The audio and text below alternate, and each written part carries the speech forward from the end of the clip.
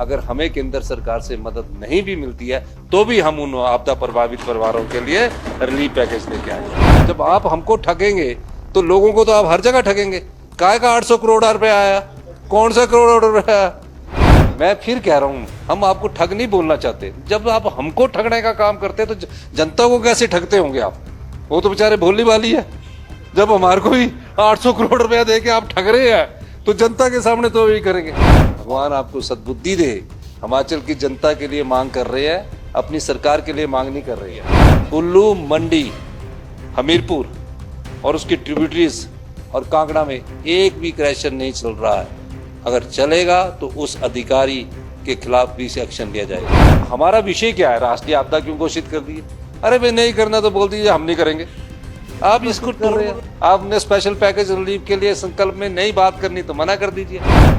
मैंने कोई दान की बात इसलिए नहीं की और ना मैं इस चीज पे चर्चा में पढ़ना चाहता हूँ कि मेरा प्रधानमंत्री जी ये कर रहे, मैं ये कर रहा हूँ। मेरा कुछ नहीं लेना इससे। मेरी अपनी, जब बच्चों ने दान किया तो मेरी अपनी क्षमता है, मैंने दे दिया। कि काफी समय बाद भारतीय जनता पार्टी के लोग बोल रहे हैं ठगने के लिए कुछ नहीं है। अब लोगों को ठगा कैसे जाए, इसलिए सदन में बैठकर कि मैं अपनी बात रख रहा हूं अतीत की। 2000 इतने में इतना हुआ, 2000 इतने में इतना हुआ, 2000 इतने में। अतीत की बातों का समय नहीं है, वर्तमान परिस्थितियों से जूझने का और लड़ने का समय है। मैं अंदर बैठा हुआ था, मैं देख रहा था कि मैं खाना खाने नहीं गया, मैं देश के राष्ट्रपति के बुलावे पर G20 के रात्रि भोज में गया। रात्रि भोज में खाना भी खाया। मेरा उद्देश्य कुछ और था और उस उद्देश्य में भी सफल हुआ। मैंने देश के प्रधानमंत्री से बात की और कहा कि आप कृपा करके स्पेशल रिलीफ पैकेज दीजिए और राष्ट्रीय आपदा घोषित कीजिए। प्रधानमंत्री जी जो बाइडेन के साथ थे वो आगे गए और उन्होंने कहा कि हाँ हम करेंगे। उन्होंने यूं हमारा गर्दन को पकड़ा कि हाँ हिमाचल में आपदा आई है, हम करेंगे। वो राजनीतिक भाषण यहाँ करना भी नहीं चाहिए था, लेकिन दिशा बदल गई। ठगने के लिए जब वो पॉइंट दिमाग में नहीं आ रहा था तो ऐसी बातें निकलती है। तीसरा, दान की बात कर दी।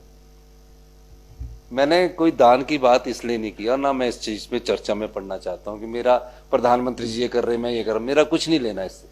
मेरी अपनी, जब बच्चों ने दान किया तो मेरी अपनी क्षमता है, मैंने दे दिया।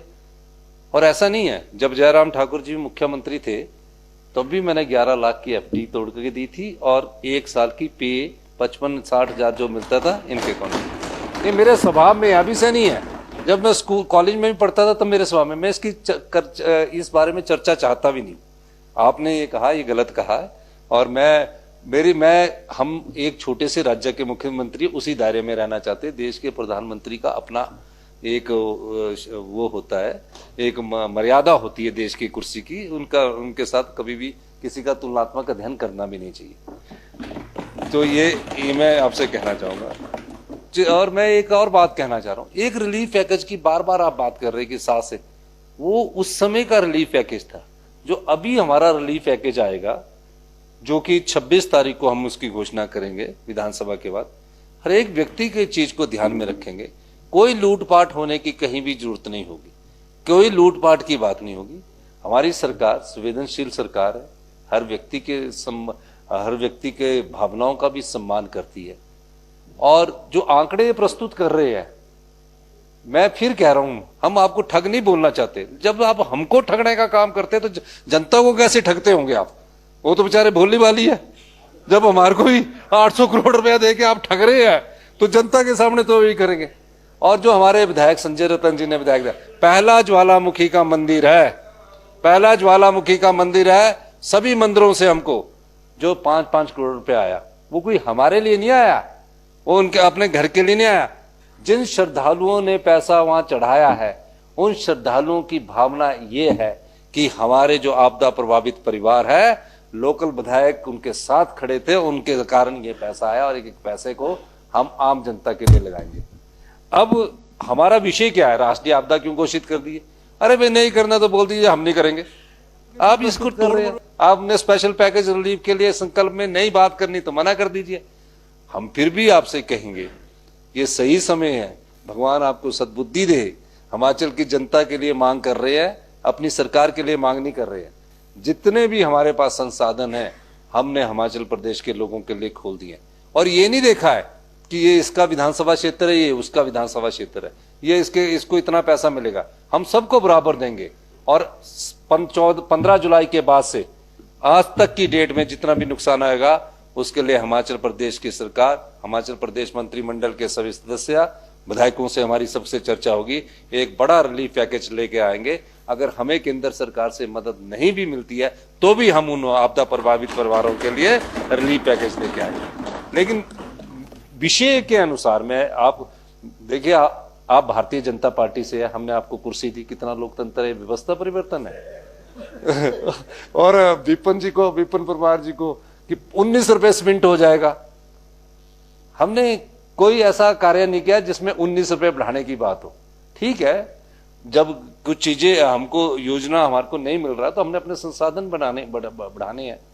लेकिन हम आपको ये आश्वासन देना चाहते हैं कि इनके क्षेत्र में भी गया, इनके क्षेत्र में भी नुकसान हुआ है, उनके क्षेत्र में रिलीफ अभी कम मिला है, पर हमने पैकेज दिया, स्पेशल रिलीफ पैकेज है वो हम देंगे आपको, आप निश्चिंत रहिए। और कोई आपको अगर ऐसा लगे कोई गलत कर रहा है वो भी आप हमें बताइए।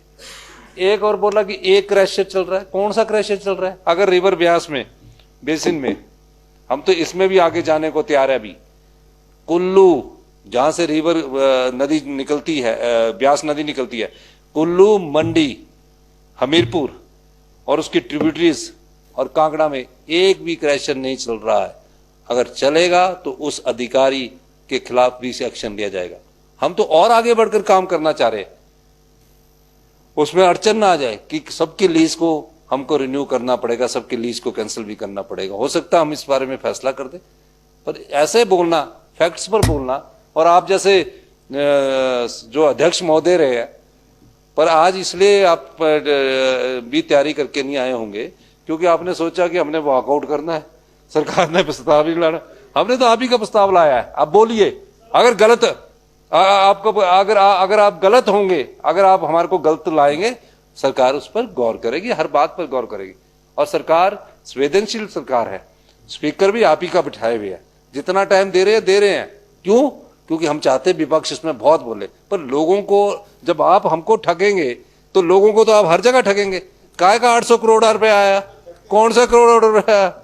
तो ये चीज आप हमें बतानी है। आप इस संदर्भ में मैं आपसे अनुरोध करूंगा, चाहूंगा। धन्यवाद।